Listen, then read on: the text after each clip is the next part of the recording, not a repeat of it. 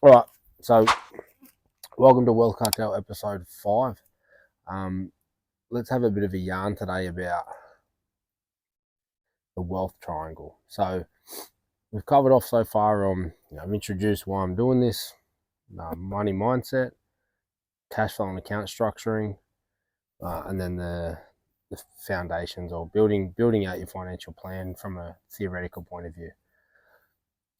I was going to go into next, the insurances and the superannuation individuals, but I've got two parts that I really want to circle back around to. Now that you understand the simplicities behind the planning, I want to dive a little bit deeper into the mindset and why we should be planning like that. But let's talk about the wealth triangle. So what is the wealth triangle? Well, very simply, the wealth triangle is what I believe is what true wealth means to everyone. And what I mean by that is that everyone thinks wealth is just money. But then we see so many people with lots and lots of money that are miserable. And so if wealth really was just money, then why is that the case? And the reason is because money is just this manufactured thing that we created that actually represents a whole lot of other things. Now, I've spoken about this lots of times before, but to understand the wealth triangle, to understand money, to understand ourselves, we've got to understand the reality. And the reality is that money is important. So let's look at why. And the reason why is that it actually represents something deeper. So we get told all the time what the most valuable commodity in the world is. I'll give you a second to think about it.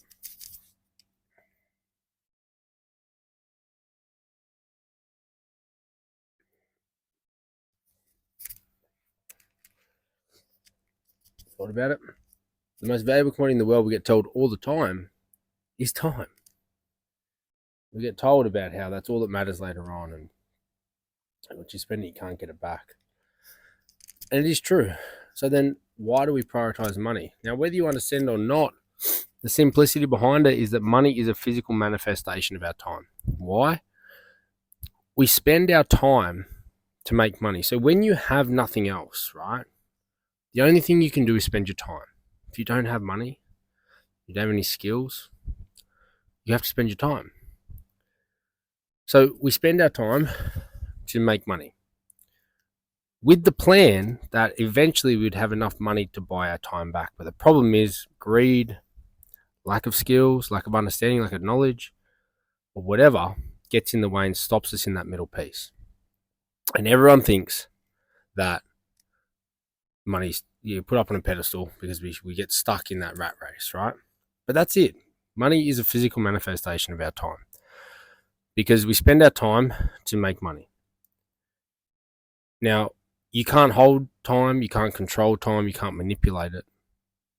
So when money becomes that physical manifestation, we feel like we can. And this is where the greed comes from, the power. The power feels like if I control money, I can control time. And to some extent, you kind of can. But that greed is a very slippery slope. So what's missing then? Right? What's missing? Well, if time is our most important asset, why are we focused so hard on spending every last bit of it to transfer it to another asset that we can then essentially spend, but most of us don't? Isn't the best wealth plan to focus on how do you spend that most important asset as purposely as possible? Like, wouldn't that make sense? And we have this, you can have this argument that, well, yeah, but most people can't. Most people have to do something they don't enjoy to make enough money. And I can see merit to that. But I could also argue or counter argue that with that fact that most people don't look outside the box. I mean, most people think they have to earn triple what they have to earn to then do that. And the reason I say that is I get so many retirees and pre-retirees who get towards the end of their career and they've done that. They've worked in something they don't love. They've paid off the mortgage, done this stuff, to then put themselves in a position to do something they enjoy. And they do this thing that they enjoy, and they don't want to stop. And they end up getting paid either more or at least enough to cover the bills that they had before. And you think, wouldn't that be better? If from day one you just did something you enjoyed and got paid enough to survive, but it was enjoyable enough that you wanted to do that every day. Isn't that better than spending 40 years doing something you hate to then have 10 years of something you relatively enjoy while you're broken and old? Now, I understand that part of life's journey is to go through and find, have experiences that you don't like to then find the thing you like. But if we thought about it like that, instead of just thinking about it like in a monetary sense, this whole thing would be completely different. So getting back to the wealth triangle, what is the wealth triangle? Well, the wealth triangle is what I define the true definition of wealth, and that is the balance of life between money, lifestyle, and health. Truly believe without any one of those at any given time, you cannot have a fulfilling life and you will lack and something will explode. People always sit on extremes. They go, money doesn't matter, it comes and goes, I focus on my health. Yep, but at some point you're going to need that money to continue your health journey. So you do need to have a focus on it. People say, I don't need to live life now, I'm going to get rich and later on live the life I want then. What if it never comes? Then your life was completely unfulfilled. You need each one of those at any given time. But what's important about balance is very simply that balance isn't equal. Balance isn't having an equal allocation to every single one of those at any given time. Balance is about allocating appropriately to the circle that you require to get the outcome from at that time and having a foothold in each of the others, not completely being exited from them while you're prioritizing the other one. And then understanding at which point in time you can stop having that much of a focus on one and shift it to the others. So for example, you might be in a phase of your business where you do have to shut down from events and, you can't go to the gym as much as you want. You can't go on holidays, you can't do these things, and you're focusing 70% of your life on your business. But if you focus 100% of that on your business and you don't have anything in the lifestyle and the health category, you're going to get sick and you're going to lose relationships. And at some point, you could potentially get sick enough you can't come back from, or lose relationships that you never wanted to lose. And no level of success in business is worth either of those two things. And we can all agree on that. So why is this such a far out concept to consider? You can be all in on your business with 60, 70% and still have 15% allocated to health and 15% allocated to lifestyle, meaning that becomes sustainable. But at the point that you achieve that business goal, you then switch and maybe say, right, now I'm going to take a break and I'm going to go on a holiday. So now I've got 20% into my business. I'm 60% into my lifestyle and I've got 20% in health. You're obviously not going to be as healthy as you can when you're on holidays, but part of that health is mental. So you can increase that a little bit. And then you might get back and you might get into some routine. You go, right, well, we're going to be 40% into business. We're going to be 20% into lifestyle.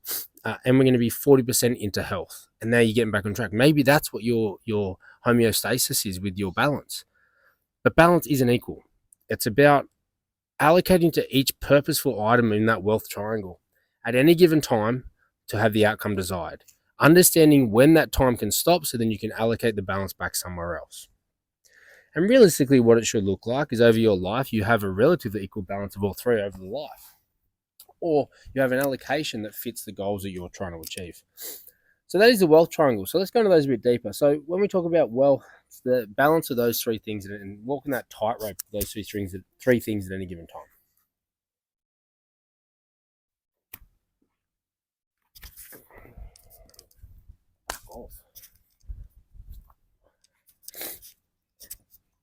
When we talk about lifestyle, what does that cover off on? So lifestyle is relationships, travel, experiences, materials, buying materialistic things, just doing things you enjoy, things that don't have a monetary purpose, things that aren't functional, things that you enjoy. Really what life's about. That's what lifestyle is.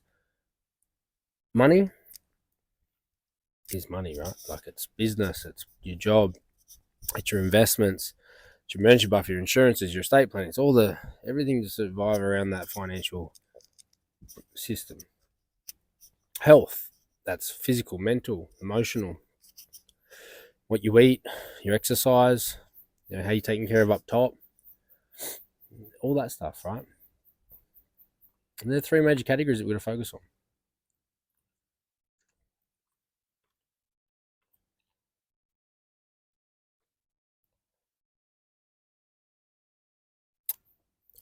On my notes down there, I've got a thing that popped up that I really liked. It said, "What's the point of being rich if you're broken?" And I would argue this is what most rich people do. They get obsessed, and the reason they're rich financially is because they become obsessed with something, but they don't know when to stop the obsession. And they get to a point where this obsession takes over, and they get to look back in the mirror at some point in the future and go, "Fuck, I missed out on so much." And I think true wealth is living a life with the least amount of regrets possible, where you did the most amount of things you could, and you had a crack. And now, people, because we love extremism here in Australia, especially, people like to go, "Oh, so what you're saying? Just live your life and don't save or invest or do business." No, because that would happen as well. You get to the end and go, "Fuck, I didn't really have a crack," because you missed a bit. And that's why I think the dance between these three parts of the triangle is so important. You can't choose one. Like, isn't PTs and health experts on social media all the time, and I've looked after quite a few social media health experts, and they're not very good financially, a lot of them. And they always go, "You just focus on your health, money comes and go." No, money does not come and go, it goes. Right? Once you get it and you spend it, it's gone. It's gone, right? It is so important to have the balance across all three. It's so important to understand that if you want to have pinnacle health long term, then you have to be somewhat financially stable. You cannot be fully healthy and have no money. It won't work. It's not sustainable. It will not happen. But at the same time, you can't be rich and be unhealthy. How the fuck are you going to enjoy your money if you're sick? It's just not going to happen. And we got to understand the intertwining of those two things. And then lifestyle comes in, and you need money and to be healthy to have a lifestyle. Otherwise, you can be stuck at home in bed doing nothing, and that's no way. So all three of these tie into together so well.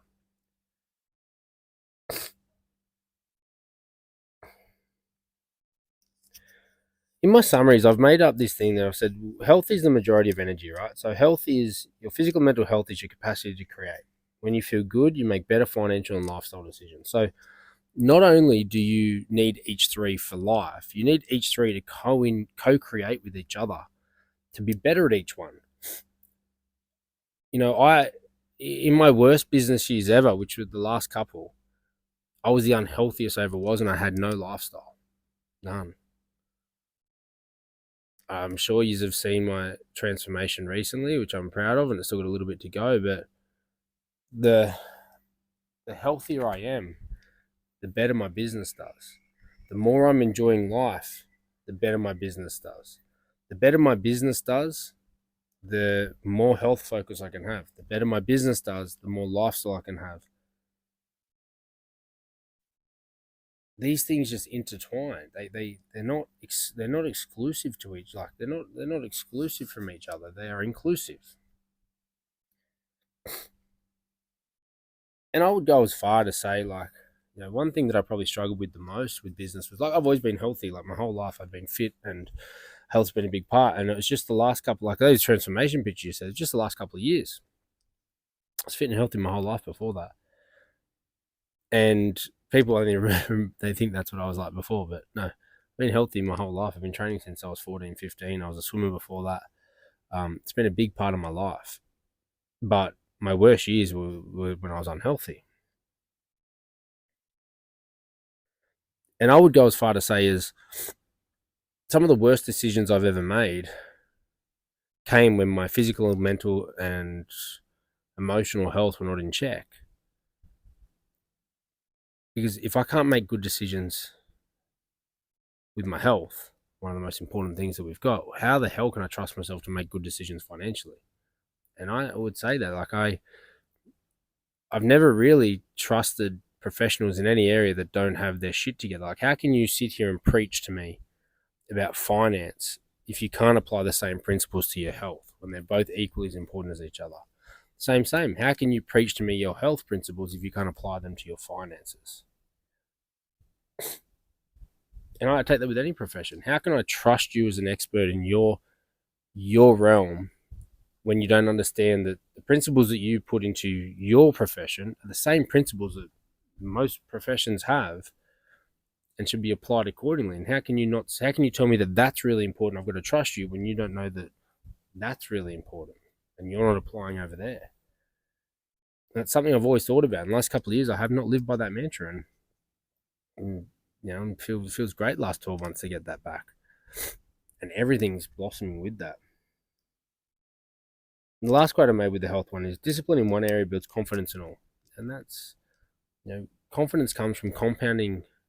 Confidence comes from compounding over and over again evidence to with yourself that you are who you say you are. And that's it. If you can do that in the health realm, you can do that in the financial realm, it builds, right? It builds. And it's going to help you have a better lifestyle. Then we go to money. And put down here that money is choice. And I really believe that's what money does. People say freedom or stuff. Money is choice. That's all it is, right? From choice of whether you want to work or not, choice of where you want to travel, choice of what kind of healthcare you get.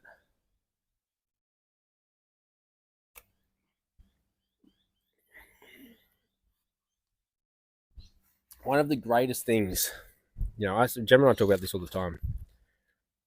We're always chasing more and more and more. And sometimes lately, last 12 months, I really sat back and reflected. The last 3 months, because we're in the best financial position we've ever been in. Even while we were building the businesses, like the fact that we had the option to choose between going private with our kids or going public, there she is, or going public, just the fact that we had the option. We're looking at schools for our kids now, and the fact that we have the option of whether we want to send them private or public. And we get to make the choice, and choice can be a burden, right? I really believe that a lot of mental health in the world comes from too much choice, but that's freedom, right? Freedom is choice. And the fact that we can have the choice is beautiful. Like, it's amazing. And that's what money does. Money gives you the choice. It's like how people say you can't preach restraint and be commended for restrained in an environment where, that sounds a bit gay when I say, but in an environment where somebody could be violent and they hold themselves back and they're commended for that. You can't be commended for that if you don't have the capacity to be violent in the first place. That is not strong will. That is just inability. And that's the same thing with money, right? You can't live a life where you drive a cheap car. And before I go into this, like, there's nothing wrong with any of this stuff, right? If we go back to one of the other episodes, we talk about purpose. Purpose is choosing the life you want to live.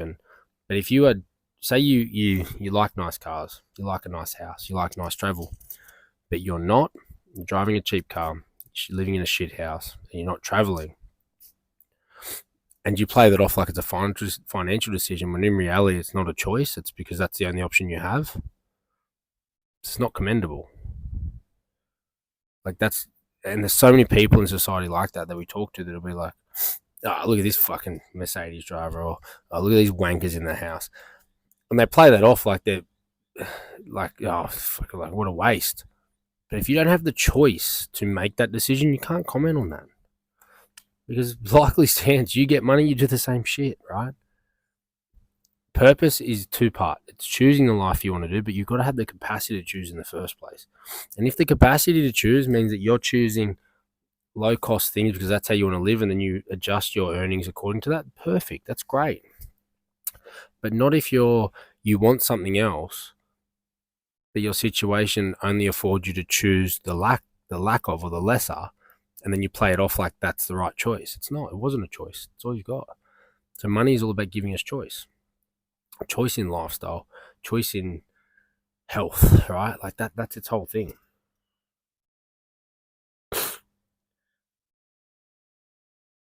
I've got a really good quote here. I said that I need to explain that money doesn't buy happiness, it buys options. And the thing is, there are people who are happy without anything. And they're really just probably a luck of the draw that that's the kind of person they are and that's the life they want to live. But for most of us who want something, it means that we need options to be able to choose from. And the level of financial success you have will depend on how much of that you can choose rather than want. So getting your financial shit in one sock, so to speak, is the only way that you can choose those things. True wealth isn't about the number in your account, it's about control. Choosing how you work, who you spend time with, and what you say yes or no to.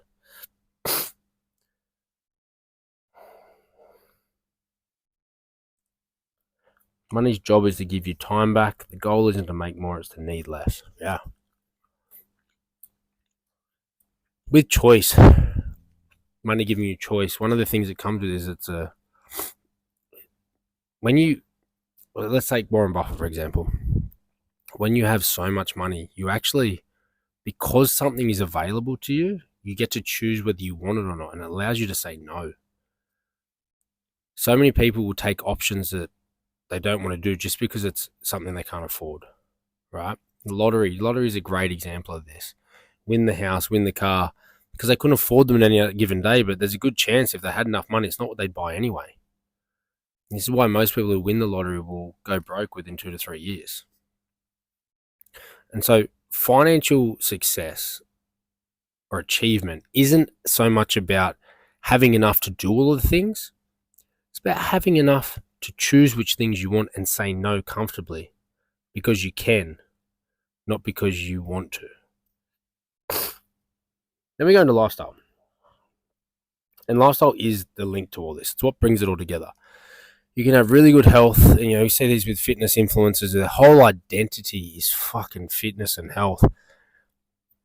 And I say this I think I've said in every episode, your identity is you, who you are.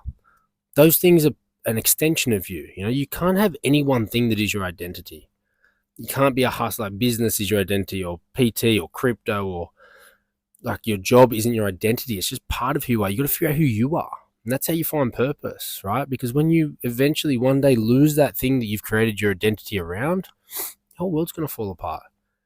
You got to figure out who you are inside and what makes you tick and what your purpose is. And then have pieces of extensions of your identity wrap around that. I don't care who you are. Fitness isn't your identity. It's not. Okay? What a boring life. Like, that's not your identity. It can be a major part of who you are, but it is not your identity. Your identity is you. And so many fitness professionals or influencers have shit money, shit lifestyle because they're just they might get views and likes on that identity. So now it becomes them. It's a recipe for disaster. Figure out who you are without that and then build everything around that. Probably the biggest line I've put here is lifestyle is not actually about luxury, and it's a common misconception.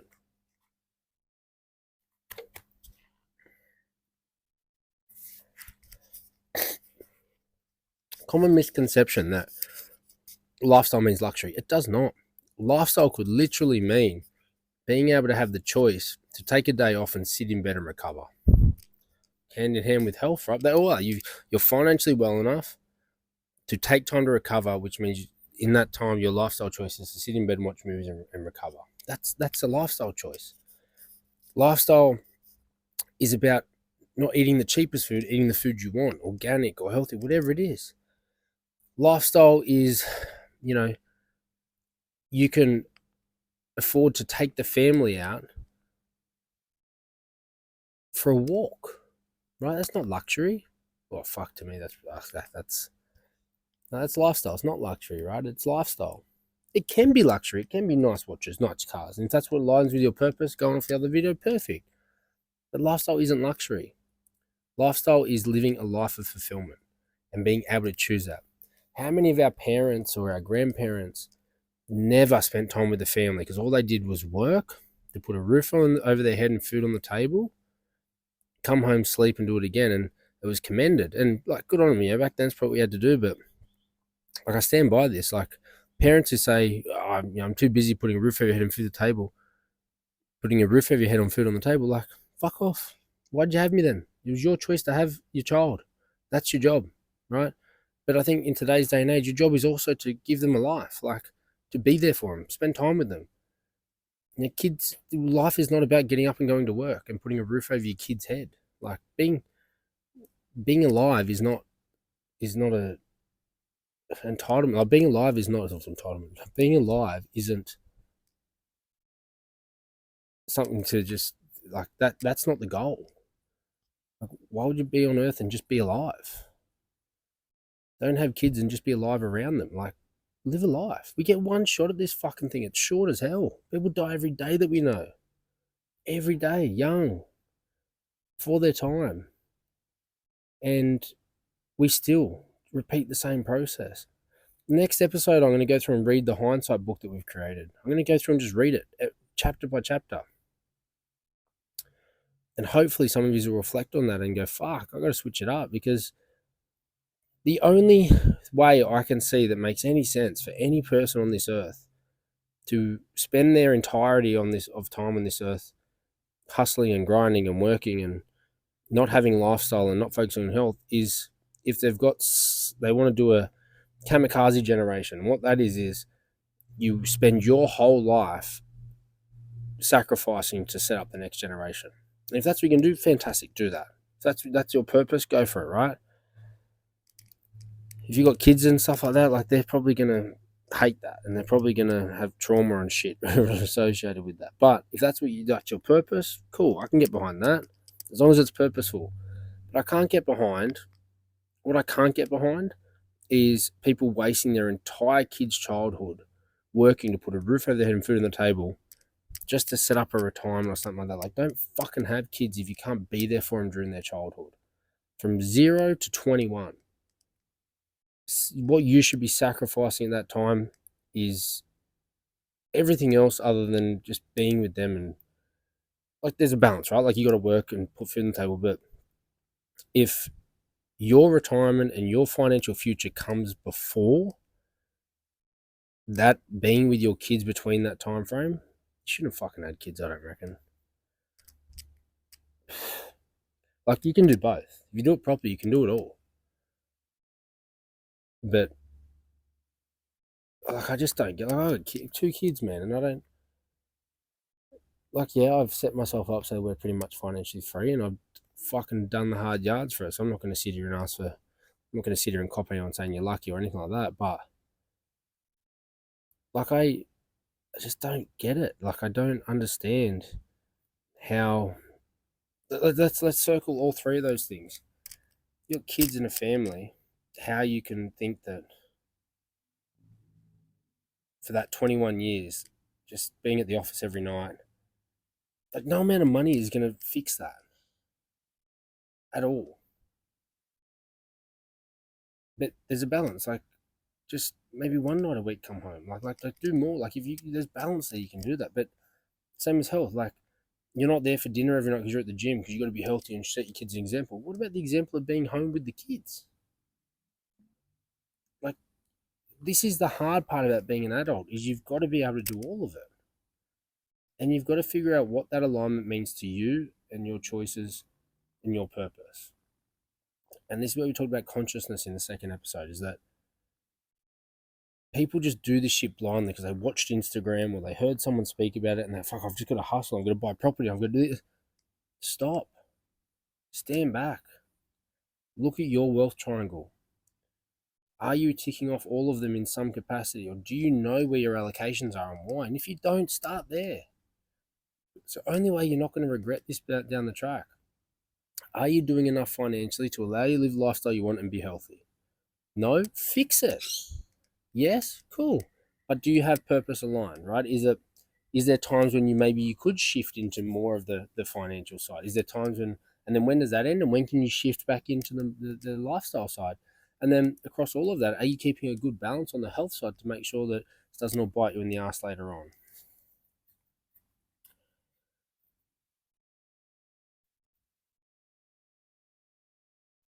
What's the ultimate goal? A life that looks good and feels good to you. and your family. That is it. Not to anyone else. Not that looks good on social media. Looks good to you. You can stand back at the end of the day and go, yeah, fuck yeah, I built that. And it feels good while you're doing it. You need good financial success and good health success to be able to live the lifestyle, and that's what you're fighting for.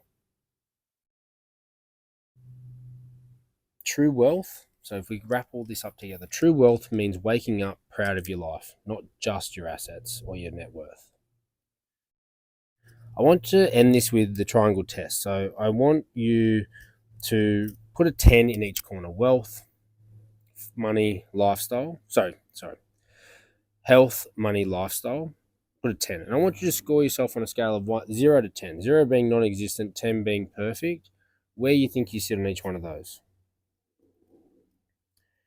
I want you to see where you're strong and where you're weak. If you want to go deeper, then dive into those subcategories. So relationships, traveling, luxuries, family time, physical health, mental health. On the financial side, look at income, assets, debt, all that stuff. I break them down. You can go as deep with this as you want. But I just want you at least to look at the triangle from a top end sort of position and go, where am I sitting? And if you're under 6 on all of them, well, fuck, you need to fix shit. If you are under 2 on any of them, you're probably going too hard in one place. I would say that at any given time, you can allocate, a 10 towards something, but you've got to still have at least a 2 or 3 in the other 2. You can't be a 0 to 2. Like that's bare, that's doing nothing. But if you are a 10 in one place and low in the others, then you have to map out when does that become enough to achieve that goal, and then when can you shift back?